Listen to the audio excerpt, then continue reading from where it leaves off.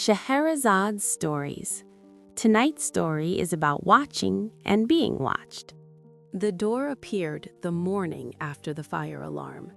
That detail mattered later, but at the time it felt like just another inconvenience in a building full of them. The alarm had gone off at 3:12 a.m. No fire, no smoke, no explanation. By the time we were allowed back inside, everyone was half asleep, irritated, and eager to forget it happened. That's probably why no one noticed the extra door. No one, except me. I live on the 4th floor. I have for 3 years.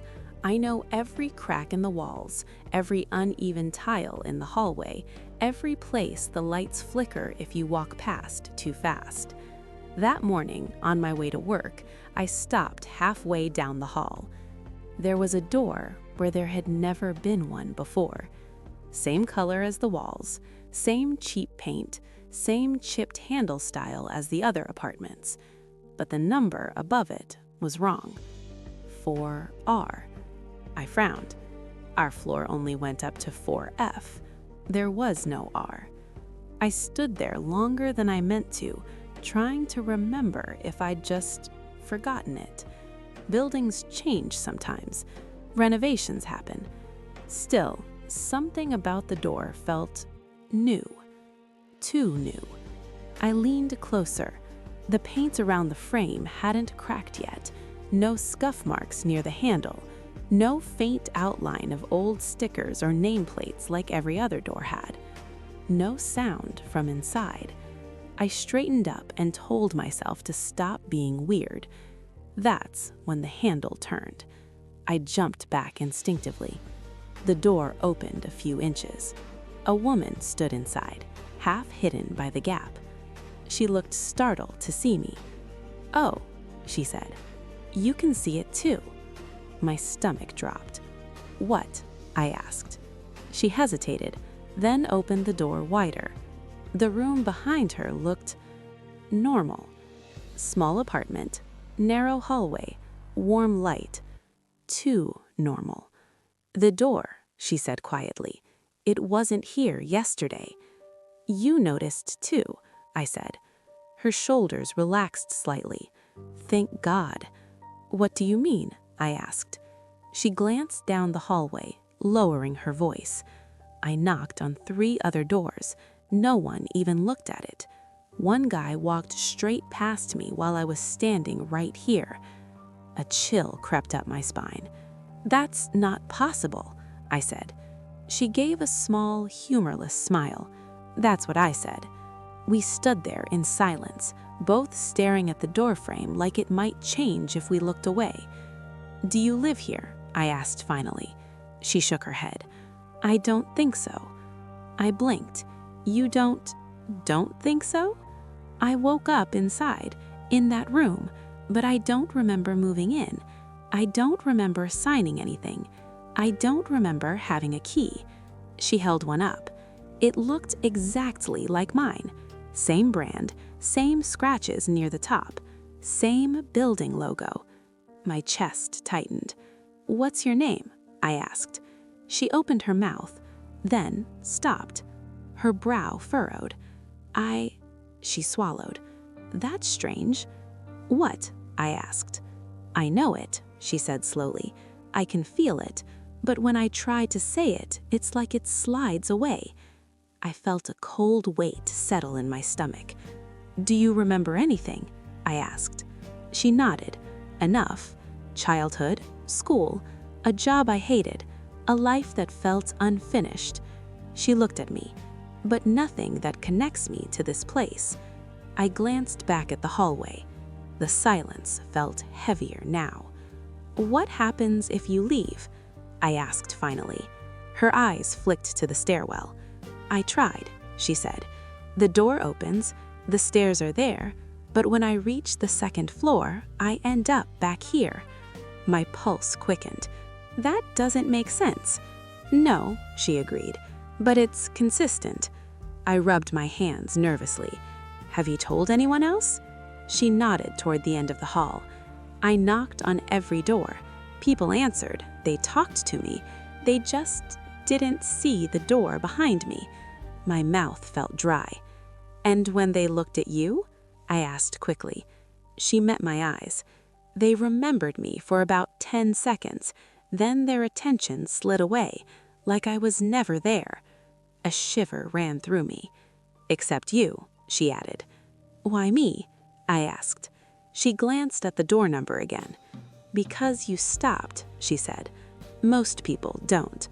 The words echoed uncomfortably. I checked my watch. I was already late for work. I should go, I said, though I didn't move. She nodded. You'll come back. It wasn't a question. How do you know? I asked. She smiled faintly. Because you're already halfway here. I hesitated, then took a step back. Another. I forced myself to walk away. But halfway to the stairs, something strange happened. I felt lighter. Not relieved. Less. Like something had loosened its grip on me. I turned around. The door was still there. The woman stood in the doorway, watching me. But now, when I tried to focus on her face, it felt harder, like my mind was quietly encouraging me to move on. I clenched my jaw and walked faster. Down the stairs, out of the building, into the street. The city felt louder than usual, brighter, too full. At work, I tried to focus. Emails, meetings, conversations. Everything felt slightly off, like I was missing a word I'd just said. At lunch, I checked my phone. A new notification blinked on the screen. Not a message, not an app alert, a system note. Location updated, room 4R. My breath caught. I looked up. Across the street from my office, reflected faintly in the glass of the building opposite, I thought I saw a doorway. Just for a second. Then it was gone, and I realized something terrifying. The room wasn't staying on the 4th floor. It was learning where I went. Part 2. I tried to ignore the notification. That was my first mistake. Location updated. Room 4R. I locked my phone and shoved it into my pocket, heart pounding, as if the device itself might vibrate again out of spite. The glass of the office building reflected my face back at me, pale and unsettled. I searched the reflection for the doorway I thought I'd seen. Nothing. Just traffic, people, normal life. Get a grip, I told myself. You're tired. You imagined it. I went back inside and forced myself through the rest of the day. Meetings blurred together. Voices drifted past me like background noise. Every now and then, I felt that same strange lightness I'd noticed in the hallway earlier, as if a small part of me had stepped away without asking permission. When 5 o'clock finally arrived, I didn't head home. I didn't know where else to go. I walked through side streets, past familiar cafes, across a small park I'd crossed 100 times before. That's when I saw it again. Not the room itself, the outline. A doorway where no doorway belonged, standing between 2 brick buildings like a bad copy-paste job. Same cheap paint color, same chipped handle. No number this time. I stopped so abruptly that someone bumped into me. "Watch it," they muttered, already moving on. The doorway shimmered faintly, like heat rising from asphalt. I took a step closer. The world around it felt thinner, quieter, as if sound didn't quite want to stay there. "Don't," a voice said behind me. I spun around. It was her, the woman from 4R. She looked relieved and terrified at the same time. "You see it too," she said. My throat went dry. "It followed me." She nodded. "It always does." "Always?" I asked. She hesitated. For the people who notice it. I glanced back at the doorway. People pass right through the space where it stood, unaware. "What is this place?" I asked. She shook her head slowly. "It's not a place, it's a margin." "A margin of what?" She searched my face, like she was trying to decide how much to tell me. "Of lives," she said finally. "Of plans. Of people who were supposed to be somewhere else." The weight of her words settled over me. "You said you woke up there," I said. "How long have you been inside that margin?" She frowned, thinking. "I don't know," she admitted. "Time doesn't behave normally. Days feel short. Memories feel compressed." "What do you remember?" I asked. She closed her eyes for a moment. "I remember being busy," she said. "Always busy. Always saying later. Later for calls, later for choices, later for myself." My chest tightened. "And then?" I prompted. "And then one night I stayed late at work. I missed a train, took a shortcut, found a door that wasn't on the map." She opened her eyes. "And the next morning, I woke up inside it." A chill ran through me. "What happens if you stay?" I asked. She didn't answer right away. Instead, she pointed at the doorway across the street. "Watch," she said. A man slowed near the doorway, rubbing his temples like he had a headache.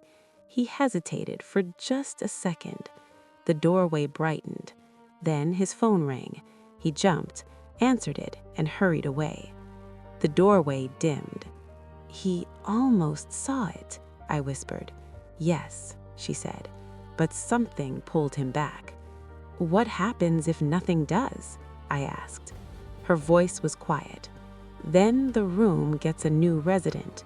My heart started to race. "That's what it wants? People?" She shook her head. "Not people, versions." I looked at her sharply. "Versions of what?" "Of who you become when you stop insisting on your own life." The doorway flickered again. I felt that lightness return, stronger now. "What's happening?" I asked. Her eyes widened. "It's testing you," she said. "It's seeing how much of you is already willing to step aside." "I didn't agree to this." She gave a sad smile. "Neither did I." The doorway creaked softly, not opening, inviting. "I need to go home." I backed away. She caught my arm. "If you go back, pay attention to what you forget. Names, appointments, feelings." I swallowed. "And you?" She said, "I can't go far. The room doesn't like losing its shape." I nodded slowly. As I walked away, I felt something slip. Not a memory exactly, more like the importance of one. By the time I reached my apartment, I couldn't remember what I'd planned that evening. I unlocked the door, stepped inside, and froze. There was an extra door in my living room.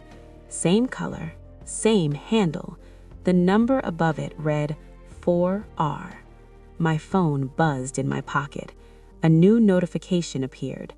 Occupancy status, pending, and underneath it, in smaller text, resident compatibility, high. My heart hammered as I realized the truth. The room wasn't following me. It was moving me closer to it. Part 3. I didn't touch the door.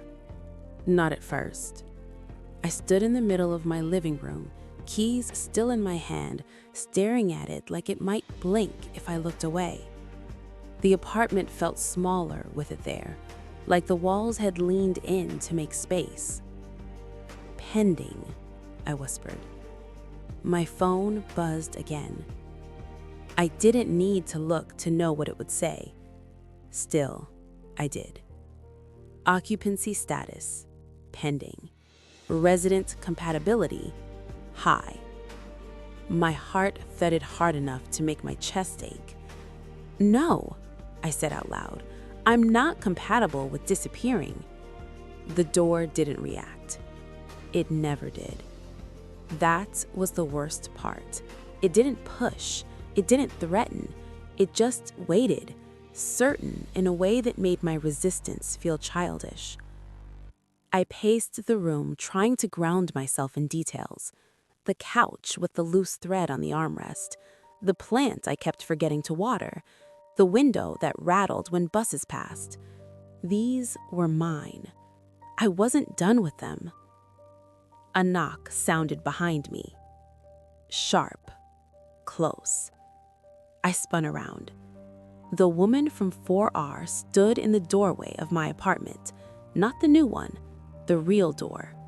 She looked exhausted, like she'd run a long way without getting anywhere.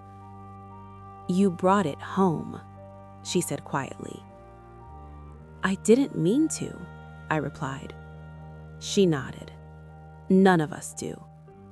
I gestured helplessly at the extra door. "It's in my living room." She stepped closer, eyes flicking to it with something like resignation. "That's how it starts. Once it crosses that boundary, it's harder to pretend it's not yours." "What happens if I open it?" I asked. She didn't answer immediately. Instead, she crossed the room and pressed her palm against the wall beside the door, like she was feeling for a pulse. "You don't vanish right away. You thin. You keep living, technically. You just stop being chosen." "Chosen by who?" I asked. "By yourself," she replied. I swallowed. "What about you?" I asked. "Why are you still half here?" She met my eyes. "Because I noticed it too late. I fought when most of me was already gone." Her gaze softened. "But you're earlier than I was." My phone buzzed again. Occupancy status, pending. Below it, a new line appeared. Reminder, unfinished commitments detected. A flood of images rushed through my mind. Calls I'd meant to return, plans I'd postponed, decisions I'd left hanging because it felt easier not to decide at all. The room wasn't inventing anything. It was collecting what I'd abandoned. "I don't want this," I said. "I know," she replied gently, "but wanting isn't the same as choosing." The door handle turned slightly on its own, not opening, just acknowledging me. My pulse raced. "What if I say no?" I asked. She smiled sadly. "You already did, hundreds of times. That's how it found you."